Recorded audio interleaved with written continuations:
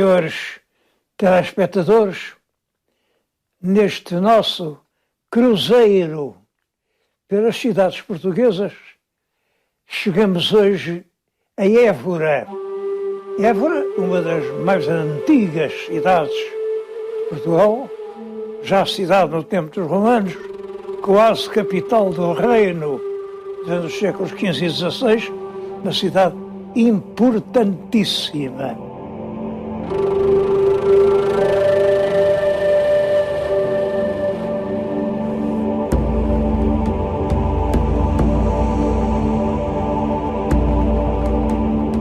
O Museu de Évora está instalado no antigo Paço Episcopal e tem a sua origem na coleção de antiguidades que o arcebispo de Évora, Frei Manuel do Cenáculo, foi reunindo no Paço Episcopal e que hoje é um museu notável de pintura portuguesa e flamenga. Tem muita escultura recolhida nas igrejas, tem uma coleção de arcas muito curiosas. Bom, é o museu dos mais interessantes do nosso país.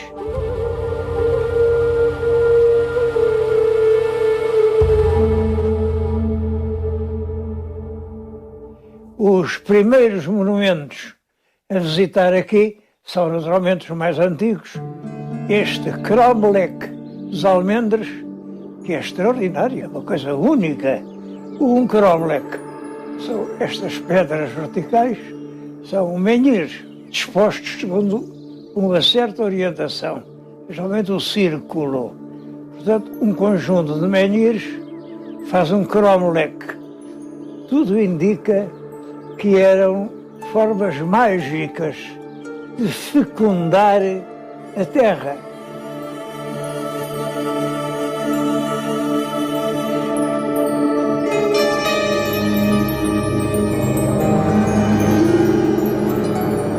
Anta do Zambujeiro, é talvez a maior anta que há em Portugal, não estou certo, mas julgo que sim. É claro que é importante nestes grandes monumentos megalíticos. Megalítico é uma palavra difícil, mas é muito simples. Mega quer dizer grande, litos quer dizer pedra, portanto, são monumentos de grandes pedras. É evidente que isto não foi feito por um homem só, nem por um pequeno grupo. Isto implica um trabalho coletivo, muita gente a puxar para os pesos colossais destas pedras, portanto, uma equipe, uma direção, em suma, uma forma rudimentar de Estado.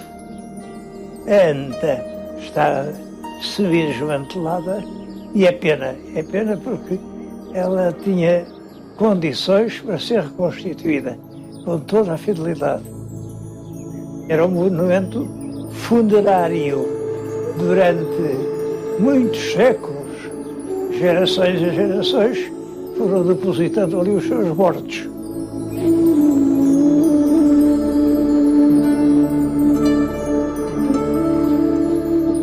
O concelho de Évora é muito extenso. Tem 1.307 km². É muito para um concelho. É quase o tamanho de um distrito. Mas, por outro lado, é um concelho pouco povoado. Tem 55.000 habitantes. Isto significa uma densidade de 42 habitantes por km². É muito pouco. Em Portugal, esta densidade é muito baixa. Se compararmos com Braga, em Braga, para 183 quilómetros, temos uma população de 180.000, o que representa 962 habitantes por km². Bom, estes números são em parte o resultado da natureza, porque o concelho de Évora é seco, o concelho de Braga é irrigado pelo rio Cávado, pelo rio Ave, pelo rio Veiga. é realmente um conceito cheio de água. São também, em parte, o resultado da história, porque a história não foi toda igual. O Alentejo foi conquistado no século XII e XIII e dividido logo em grandes herdades dadas a cidadãos e mantém-se um regime de grande propriedade, em muitos casos latifúndios que nem sequer estão povoados.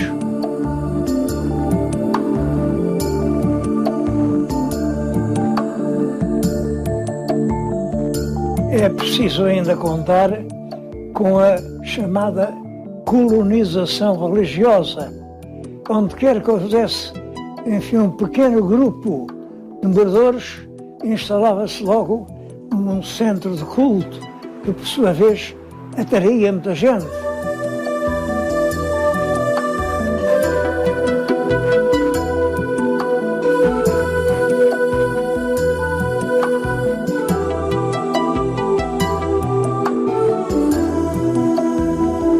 Da cidade romana não chegou até hoje muita coisa. E isto explica-se. Um monumento romano lembrava a cultura pagã. A cultura, enfim, amaldiçoada pela nova religião. E, portanto, tudo quanto lembrasse deuses pagãos era destruído. Houve uma exceção, que se chamava, sem razão nenhuma, Templo de Diana. Não sei de que era o templo, mas aqui há meia dúzia de anos fez-se uma escavação à volta do templo e apareceu uma mão de deusa que segurava um fruto. Ora, esse atributo do fruto aparece só nas divindades agrárias. Não esquecer que a Évora teve o título de Évora Cerealis. Era a terra do cereal, a terra da agricultura. Portanto, é muito possível que seja uma deusa ligada com a lavoura do pão. A razão porque chegou até hoje, ao passo que os outros monumentos foram completamente destruídos, é que em muitos templos fazia-se distribuição de carne. Não sei em condições, não sei se pago, se não pago, mas sei que sacrificavam-se animais com um ato de culto aos deuses, fazia-se correr o sangue, havia um sacrifício que era o suove taurílio, su de suíno, ove de ovelha, taurílio de touro, quer dizer, um sacrifício que pedia porcos, ovelhas e um touro, pelo menos. Essas carnes, depois do sacrifício, eram distribuídas pela população. E por isso, o templo tinha uma função de açougue, de talho. Era lá que as pessoas se iam abastecer de carne. Bom, é muito possível que essa função de abastecimento tenha continuado depois da época romana. Depois ninguém se lembrava que era um templo, era assim um açougue, onde as pessoas iam buscar a carne. E por isso o templo foi transformado, entre as colunas fizeram panos de muro, enfim, até a Idade Média. Aquilo serviu realmente de açougue.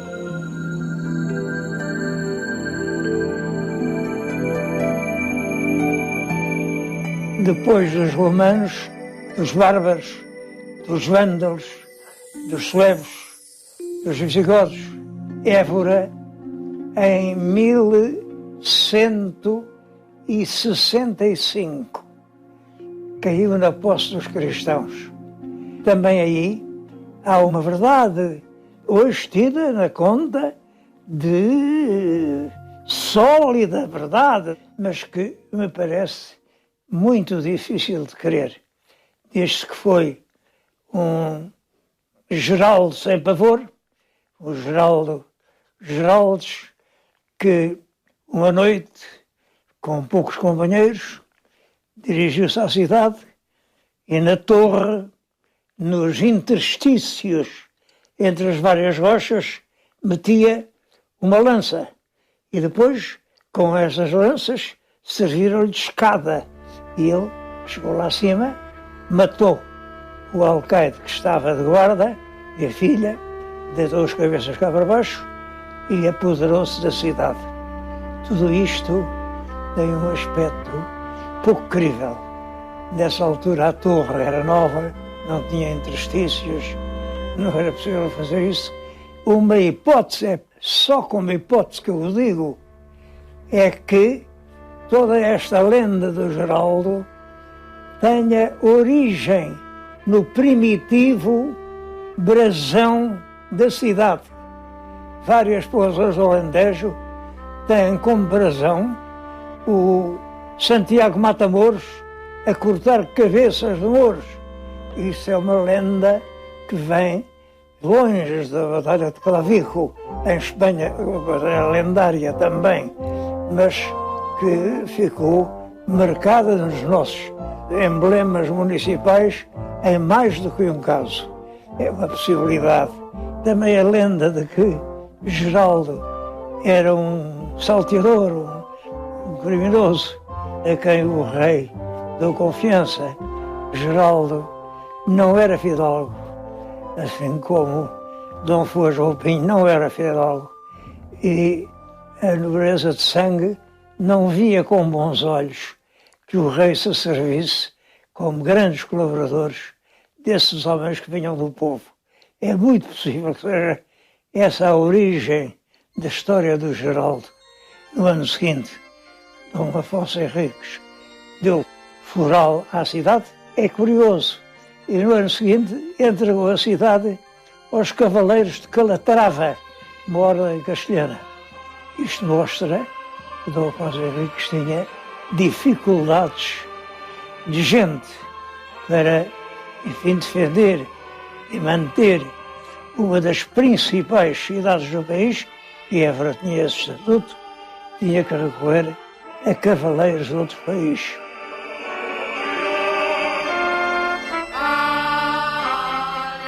Muito perto do templo chamado de Diana fica a catedral. O início da catedral, as obras, começam logo no século XIII. Isto é também impressionante. O foral do fim do século XII e logo a seguir uma catedral. Uma catedral enorme. A Catedral de Évora é a maior do país. Tem 3 naves grandiosas, muitos altares de talha dourada e uma coisa curiosa, o altar-mor é em estilo barroco, é do século XVIII. No século XVIII, Dom João V mandou deitar abaixo a antiga Capela-Mor e fazer outra, e encarregou disso o arquiteto alemão que tinha trabalhado nas obras de Mafra e tinha-se evidenciado, Ludovice. Bom, o Ludovice fez uma coisa, de acordo com o gosto do seu tempo, uma coisa barroca, maior do que a anterior, porque a razão desta obra foi que tinha aumentado o número dos cônegos da cidade. Ora, cada cônego tinha um lugar marcado no cadeiral da Capela-Mor. É claro, com o aumento dos números de cônegos, eles já não cabiam na Capela-Mor. E então o rei manda fazer uma nova Capela-Mor, que é a que hoje se pode ver.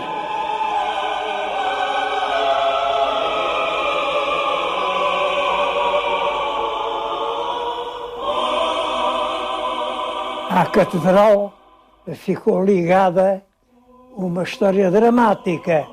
Foi narrada em termos comovidos por Fernão Lopes.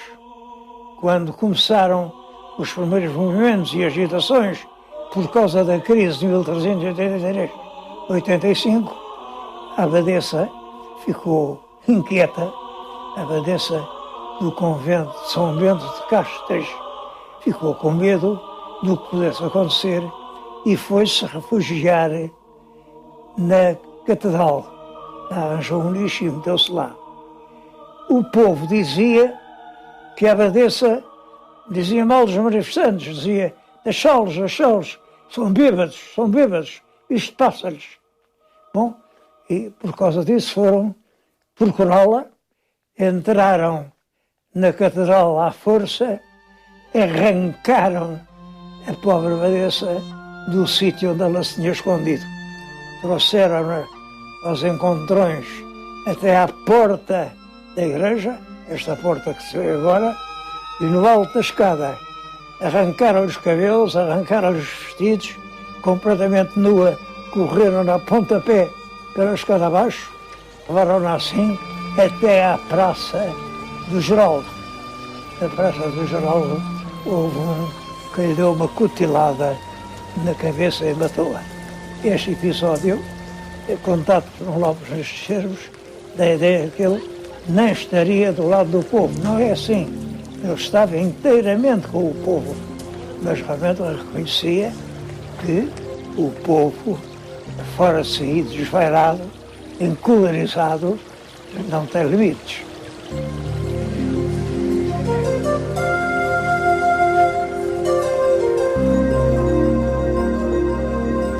Um outro monumento célebre e realmente impressionante é a Capela dos Ossos no convento de São Francisco.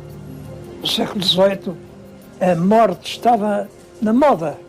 Os franciscanos insistiam muito em que nós estamos condenados a não ser coisa nenhuma, ser um pouco de cinza.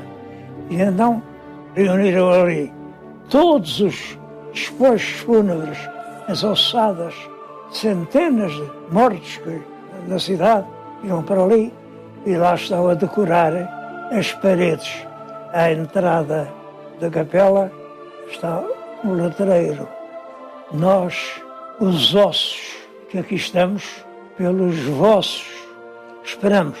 É de um grande pessimismo isto, mas estava em moda no século XVIII. Conta-se que um viajante inglês que no século XVIII visitou aquela capela fez este comentário mordaz: aqui em Portugal não faltam crânios. O que é pena é que estejam todos vazios.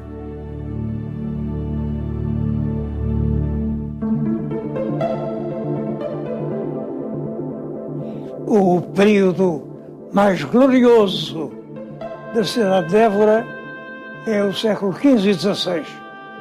Os reis passavam lá grandes períodos para fugir à contaminação da peste, era constante em Lisboa, e também para caçar atrás dos reis e os fidalgos.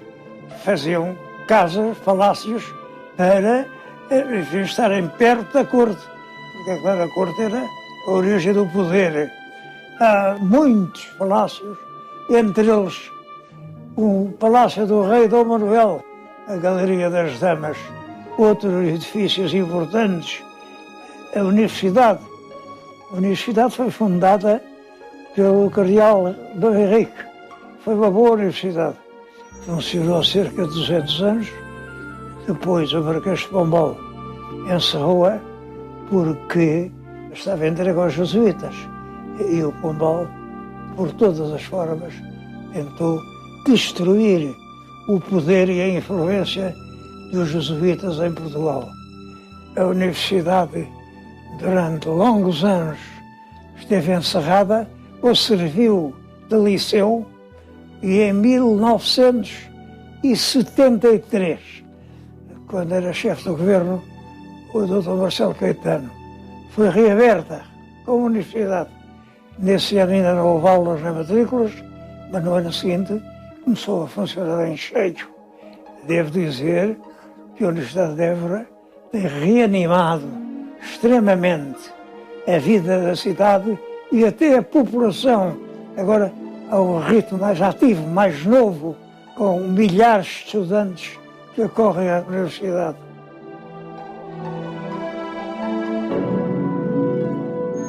O centro histórico da cidade está classificado como Património da Humanidade pela Unesco. Também é Património da Humanidade o convento da Senhora do Espinheiro, um convento a poucos quilómetros de Évora e que foi construído e serviu de panteão da família real. Vários filhos dos reis foram lá enterrados, todos os grandes fidalgos pretendiam ser lá enterrados, porque realmente era honra ter como última morada aquele lugar.